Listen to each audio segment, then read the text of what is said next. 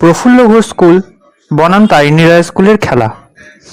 তারিণী রায় school এর আগে তিনবারের মধ্যে তিনবারই প্রফুল্ল ঘোষ টিমকে মেদিনীপুর ডিস্ট্রিক্ট চ্যাম্পিয়নশিপ টুর্নামেন্টে হারিয়ে দিয়েছে। তবে তারিণী রায় স্কুল টিমের ক্যাপ্টেন সমীরের একটা কুসংস্কার আছে যে 13 সংখ্যাটা অপয়া। সেইটাকে কাজে লাগালো প্রফুল্ল ঘোষ স্কুলের ক্যাপ্টেন রোহন। সে নিজেদের ম্যাচটাকে কায়দা করে নিয়ে গেল 12ই জানুয়ারির বদলে 13ই জানুয়ারিতে। পরিবর্তে 13ই জানুয়ারি যে দু দলের খেলা ছিল তাদের ক্যাপ্টেনদেরকে ম্যানেজ করে তাদের খেলাটা 12 তারিখে নিয়ে গেল অর্গানাইজিংয়ের সাথে কথা বলে।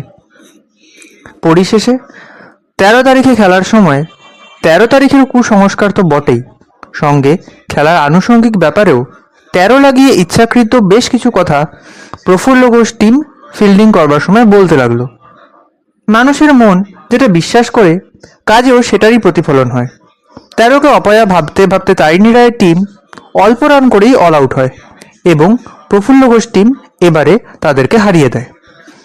পরে সমীর সবকিছু জানতে পারে এবং খেলা শেষে দু দলের মধ্যে প্রায় মারামারি হবার উপক্রম হতেই তারিণী রায় স্কুলের প্রধান শিক্ষক তাদেরকে থামান। তিনি এটাই বার্তা দেন যে একটি ভিত্তিহীন কুসংস্কারকে বিশ্বাস করে চলা আজকের পৃথিবীতে অযৌক্তিক। বিজ্ঞান মনস্ক ছাত্রদের উচিত কুসংস্কার থেকে মুক্ত হয়ে জীবনের পথে চলা। তিনি সমীরদের পরামর্শ দেন যে তারা জয়ী দলকে অভিনন্দন জানায় যেন, এবং তারা যেন ভবিষ্যতে আরও ভালোভাবে প্র্যাকটিস করে আরও ভালো খেলতে চেষ্টা করে।